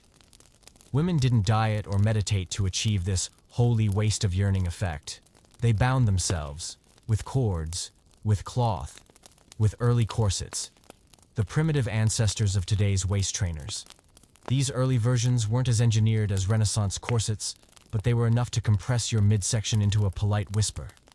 Imagine long strips of fabric wound tightly around the waist, pressing organs together for aesthetics and virtue. Some girls started binding as early as 14. One bride at 18 had a waist so small, it was compared to an unfried pastry.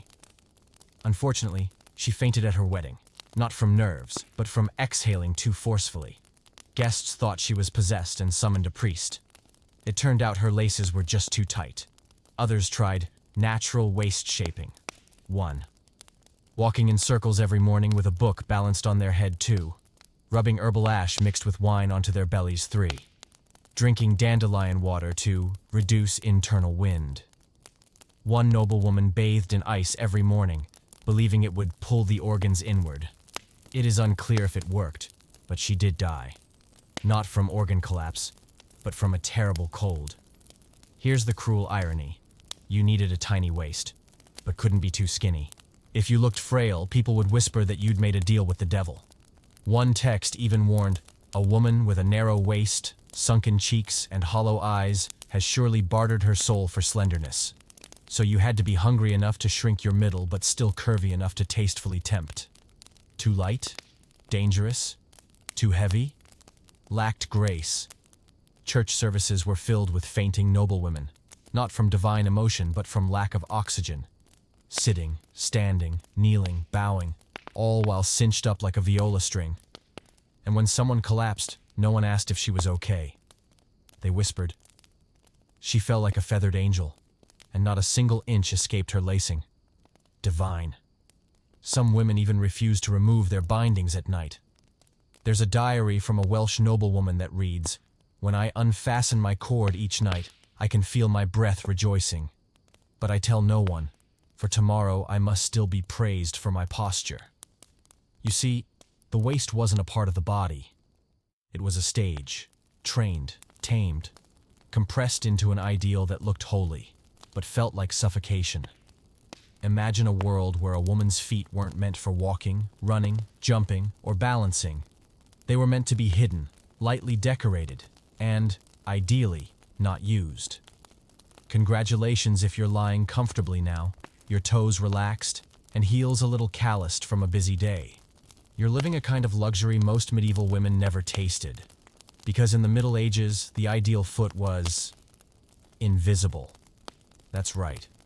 A perfect foot was one no one saw, no one heard, and one that left no trace. It couldn't echo on church stone floors. It couldn't remind anyone that women move. Because if a man accidentally saw your foot, or worse, followed your footprints, it was a sign that you were too independent, too active, and not wife material. The perfect foot? Tiny. The tinier, the better. One text even described, her foot, small as a swallow's wing, could nest in the Virgin Mary's palm. Sounds poetic, but also impossible. A perfect foot shouldn't be longer than a palm, even if you are nearly 5 feet 7 inches. And the foot had to be 1. Pale 2. Soft 3. Veinless 4. Callus-free 5. No tough skin, no sharp nails, no trace of labor. And, of course, never visible. Seeing a woman's feet was considered borderline indecent. Some towns required women to wear thick stockings to the ankle, layered with cloth shoes, all hidden beneath floor-length skirts. Sometimes, a rogue wind revealing an ankle could send an entire church service into a moral panic. Shoes weren't made to walk in but to cradle the foot like fragile porcelain. They were soft, often with absurdly long pointed toes that curled like fashion statements. Some shoes were so tall they had to be tied to your legs to keep from falling off. The harder it was to walk, the higher your status. Being able to move easily? That was suspicious. You had intentions. Girls were trained to walk like floating. No noise, toes pointed forward, steps small as a nervous cat's. Servants would lay down cloth on cold stones before each step. One maid recorded in her diary, "My lady's shoes were as thin as onion skin. I had to carry her across gravel paths. When I set her down, she thanked me and reminded me to scent her soles again." Falling in noble shoes was commonplace. One woman slipped into a cathedral, landing in front of the altar. When she came, her greatest shame wasn't the fall, but that her stocking had slipped, exposing a toe. She cried and apologized to the priest for offending the congregation's purity. Even while sleeping, feet had to be pampered. Women soaked them in rose water and salt, dried them with soft linen, rubbed them with almond oil, and wore silk socks to keep them pale and scent-free. Some even tucked dried flower petals or sachets into their night shoes. Because, after all, even in dreams, feet must smell like morning prayer. But were your feet large, practical, or, heaven forbid, functional? Sorry, you were labeled earthy, peasant-born, or market woman. One girl's engagement was broken off because her future mother-in-law noticed her toenails were a little broad. Not long, not dirty. It's just bigger than expected. If you had calloused heels from walking too much. One remedy was a nightly paste of oatmeal and infant urine. There's no word on whether it softened heels, but you'd sleep alone. Meanwhile, medieval men wore sturdy leather boots, stomped through life, and left commanding echoes behind. But women? I had to glide like holy butterflies, careful not to disturb the air. A firm step could be interpreted as spiritual rebellion. And even though feet were a source of aesthetic obsession, women couldn't use them to walk away. The perfect foot was a foot that stayed. That didn't wander. That left no trace of freedom. Lift your chin just a little. Not too high, no swan neck theatrics. Just enough to feel your neck relaxed, free, untouched by tight fabrics or sharp judgments. That, right there, is a luxury. Because in the Middle Ages, a woman's neck wasn't just the thing connecting her head to her shoulders. It was a symbol of virtue, elegance, and of course, market value. The long neck was honored among the many absurd beauty standards. People didn't just admire a slender, pale, graceful neck. They wanted it long. So long, one might wonder, was she gently stretched since birth? One fashion manual described it as her neck, like the wax stem of a doll, smooth, unmarked, and fragile to the touch. That is beautiful but delicate. Elevated, yet impractical. The more unnatural, the more desirable. And of course, not everyone was born with a naturally graceful neck. So women got creative. 1. Hair was pinned as high as possible to lengthen the neck visually. 2. Chokers were worn low, drawing the eye downward. 3. Gowns had oval-shaped cutouts, carefully designed to expose just enough. Tasteful, not tempting. 4. And posture? Always composed, as though you were listening to God whispering from the rafters. There's even a tale from Flanders. A woman was once banned from church for revealing too much neck. In reality, she simply had a naturally long neck. The priest said, "Anything that tempts the gaze for too long cannot be of the Lord." So, an innocent woman born with a slightly prominent collarbone became a weekly sermon topic. Women were taught to tilt and turn their heads just so. Never too fast, that's ungraceful. Never downward, that's too introspective.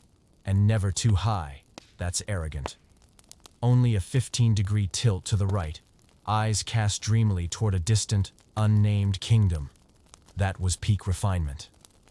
Many applied homemade neck lighteners to brighten the skin, a blend of egg whites and lime slathered on at night and washed off at dawn. The result? One woman claimed it stung, like wasps in prayer, but at least her neck glowed like moonlit seashells. And what if your neck wasn't long? Short necks were thought to signify stubbornness. Matchmakers would examine a bride-to-be's neck to see if she looked tuckable. If her shoulders were too broad or her neck too hidden, she might be judged as lacking in submissive spirit. Naturally, men's necks were allowed, no, expected, to be thick and muscular, praised as pillars of strength. But a woman's neck? It had to be delicate enough to look like it had never supported a serious thought. Yet even long necks weren't safe. There was a line. Cross it, and you became suspicious. One Italian manuscript from the 14th century accused a woman of being a fox spirit in disguise because her neck seemed to grow longer each spring. Worse, a long neck came with responsibilities. Because it was so exposed, every flaw was magnified. A pimple, a freckle, a stray hair. All were fair game for judgment. One elderly aunt reportedly told her niece, "The virgin sees the neck first. Keep it cleaner than your soul." So women avoided the sun, avoided side sleeping, and used special pillows to prevent neck creases. They slept like statues, unmoving, arms crossed like angels in stone. Some dabbed honey and rosewater on their necks before bed, because a luminous neck was a neck touched by heaven. In short, a medieval woman's neck was not hers. It was a stage, a moral compass, a commodity. And in this quiet moment, with your neck unbothered by lace, silk, or scrutiny, take a deep breath. You're free. You're probably lying down, your hair loose and soft against the pillow. Not twisted, not hidden beneath a veil, not styled with intention, and certainly not inviting suspicion. No one glances at you and whispers, "She's trying to seduce someone." But in the Middle Ages, letting your hair down could land you in an ecclesiastical court, because long hair wasn't just a sign of beauty. It could also be used as evidence of moral failure if you didn't control it properly. In an age where nearly every visible inch of a woman's body had to be covered, hair was strangely celebrated and forbidden. A contradiction wrapped in silk threads. The ideal woman was praised for having long, thick, smooth hair, like a waterfall of honey. It was supposed to be so long it could wrap around the waist 3 times, with some to spare. Sounds like something out of a fairy tale? That's because it was. Most women in real life didn't have the time, nutrition, or soap to grow that kind of hair and still survive a medieval winter. Still, the longer the hair, the more it was seen as a symbol of femininity, vitality, and fertility. Medieval poets described it as the veil of heaven that softens dreams, golden threads that bind mortals to grace. But step outside with unbound hair? Good luck. You might be mistaken for a witch who escaped mid-ritual. In many places, loose hair was seen as a sign of rebellion, unchecked lust, or even an invitation to demonic forces. Women were expected to bind their hair tightly and conceal it under headscarves, coifs, or even a layer of powder to keep stray strands from shining in the light. Even at a wedding, a bride could wear her hair down only once, a symbolic farewell to maidenhood before officially becoming her husband's possession. After that, it would be bound forever, in fabric, duty, and expectation. Brushing your hair? That wasn't simple either. It wasn't about detangling. It was a ritual. You had to choose the right comb. 1. Wooden for modest women. 2. Horn for the nobility. 3. Ivory, for those who didn't mind turning heads. And how many strokes? Some guides advised 33 strokes each morning, 1 for each year Christ walked the earth. More is vanity, less is sloth. Exhausting? We're not done. Women applied beer rinses, almond oil, or raw eggs mixed with white wine to adjust the shine. Too shiny? You're trying too hard. Too dry? You're not feminine enough. In short, perfect hair was expected, but never noticed. And if your hair was too thick? Dangerous. Some women were accused of witchcraft for nothing more than having luscious locks. A translated court record reads, "Her hair flew in the night wind, and men forgot their vows." Clearly the work of Satan. Yes, because of the wind. Some women tried to cut their hair short, but not too short, because that too could be seen as a sign of fallen virtue. You couldn't wear it down. You couldn't braid it too creatively. Anything different could end in gossip or fire.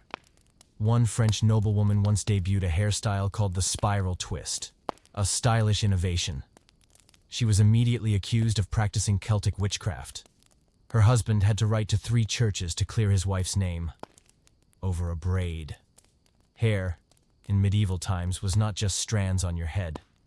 It was a moral compass, a public threat, and a religious statement all at once. So tonight, if your hair is undone and resting freely across your pillow, treasure it. You are living the freedom they couldn't even wear in daylight. You might be lying in bed right now, your face freshly cleansed, your cheeks slightly flushed, maybe from the warmth of your pillow or because you laughed just a moment ago. But imagine if you were living in the 14th century. That hint of color? It could be all it took for someone to accuse you of bewitching men's souls, or worse, of being a witch in disguise.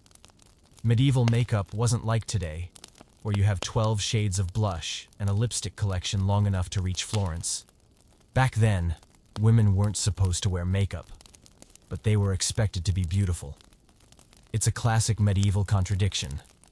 The ideal look? A porcelain white face, naturally rosy cheeks, flushed lips like flower petals, and most importantly, a completely effortless beauty. Because if you looked like you were trying, it meant you were faking it. Deceitful. Possibly possessed. You are trying to seduce someone, and probably not your husband. So how did women pull off the medieval version of no makeup? By going to painful, dangerous lengths. First, whitened skin was everything. Not healthy glow white. No, bloodless, ghostly white. As though you'd never seen the sun, worked a day, or set foot outside your manor. To get that look, women used 1. Bleaching powders. 2. Crushed bone or nail dust. 3. Pearl or alabaster powders. Some even applied sulfur-based concoctions to brighten dark spots. The result?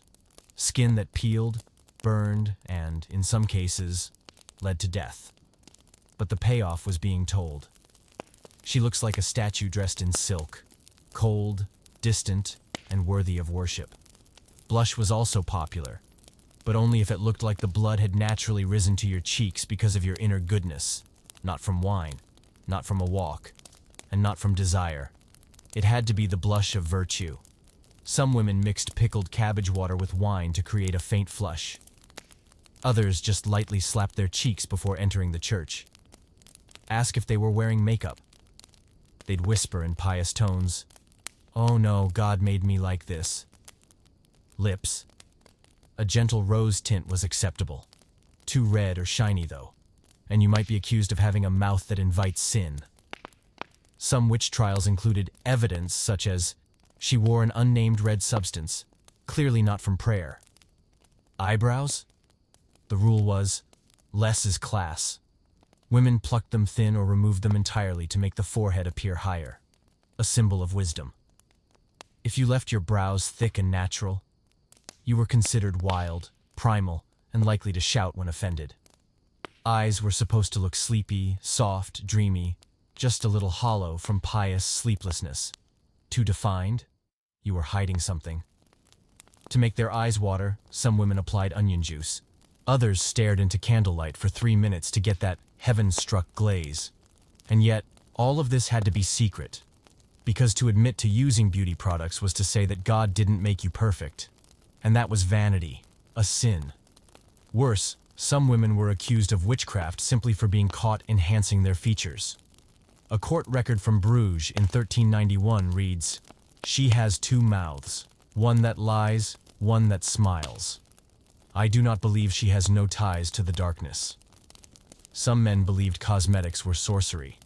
If you wiped a woman's face and found someone else underneath, It was proof she had been replaced. And tragically, some women believed it too. They kept wearing makeup, not to seduce, but to survive. Because in the end, beauty in the Middle Ages wasn't for joy, art, or self-expression. It was a game of high-stakes camouflage, played in silence, under judgment, and always with a smile that said, "No, of course not. This is just how I was made." You might be lying there right now, breathing freely, not sucking in your stomach, not holding your neck up like a statue, not tucking your hair beneath a veil, or hiding your feet behind 3 layers of cloth. You're just writing, fully, openly, without being corrected or told to look effortlessly presentable. And in doing so, you're living a life many medieval women could only dream of. Because back then, beauty wasn't just for fun. It was a duty, a test, a cage with velvet lining, and sadly, the only path to being acknowledged. Women had to be beautiful, but not too attractive. Pale, but not sickly. Slim, but not fragile. It's modest, but still alluring. They needed long hair, a high neck, tiny feet, skin that breathed gracefully, a demure attitude, and every feature had to match a standard, but also remain humble. And if they failed even one part of that impossible checklist, they were labeled vulgar if they showed their neckline, arrogant if their brows were defined, lascivious if their skin dared to be tanned, lewd if they wore their hair down, witch if they dared to wear too much red on their lips. The cruelty wasn't in the appearance itself, but in how society decided beauty was a moral exam. A beautiful the right way woman wasn't praised for who she was, but for how well she obeyed, how silent she could be, how easily she folded herself into the mold cast before she was born. And so millions of women lived like museum pieces, never allowed to pick their palette. They tucked in their bellies, tied down their waists, and hid behind veils and virtues, just to survive, to be seen, not to be forgotten.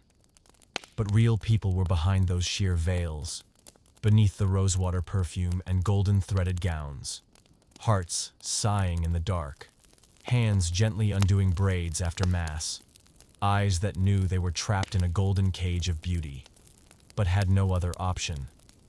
Beauty itself isn't the enemy. Everyone deserves to feel beautiful, in their way. But beauty as a form of control, that has never been harmless. It wasn't just tradition that made women pluck their eyebrows until they bled. It wasn't a silly superstition when doing your hair could get you burned at the stake. And it wasn't random that the rules kept changing, just enough to ensure women always felt insufficient. And the saddest part? Some of those rules still linger. We're still told our noses should be this or our skin should be that. We're still taught to chase impossible moving targets. And when we don't keep up, we're called lazy, unkempt, or not trying hard enough. But that's why you're here. Not to feel defeated, but to feel free. Free because you know. You know you don't have to be perfect on paper to be valid. You know you can lose weight, cut your hair, wear lipstick, or do nothing, and still be you. You don't live in an age where lipstick is a crime. You don't need to hold your breath through mass just to be called graceful. Your calluses, your complexion, or the cut of your gown do not define you. You are a person, not a statue. And beauty is not a destination. It's an act of choice. Sleep well. There is no need to hold your neck just right. No need to clench your belly.